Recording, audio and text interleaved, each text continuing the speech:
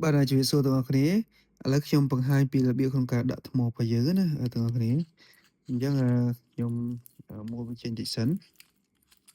អញ្ចឹងទាំងអស់គ្នាអាចឃើញថ្មរបស់យើងគឺនៅក្នុងសន្តានបែបនេះបើន័យថាខាងនេះគឺបូកខាងនេះគឺដកអញ្ចឹងខាងដកហ្នឹងគឺដាក់ចូលខាងក្នុងខាងក្នុងនេះដែលមានរសរណាអញ្ចឹងយើងដាក់ចូលខាងក្នុងនឹងអញ្ចឹងមកហើយយើងអានេះគឺផ្នែកខាងបូកណាយើងដាក់មកយើងមួលវាចូលអញ្ចឹងយើង point ទៅគឺវាភ្លឺក្នុងសន្តានបែបហ្នឹង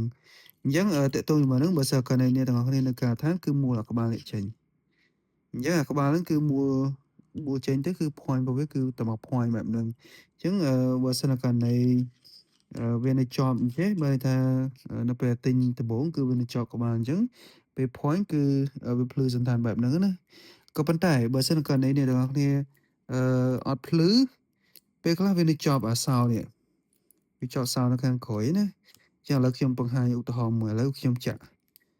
កាច់ចេះណាអញ្ចឹងខ្ញុំចុចមិនក៏អត់ភ្លឺដែរខ្ញុំចុចមិនក៏អត់ភ្លឺដែរអញ្ចឹងណា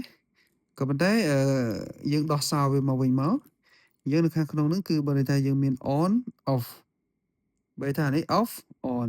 អញ្ចឹងយើង point វាមក on មកបានយើងច្បាច់មកវាភ្លឺវិញខ្ញុំបើសិនករណីអ្នកទាំងអស់គ្នានៅការដ្ឋានគឺដោះក្បាលនេះចេញមកយើង point យកទៅមក point យកនៅក្នុងទម្រង់បែបហ្នឹងណា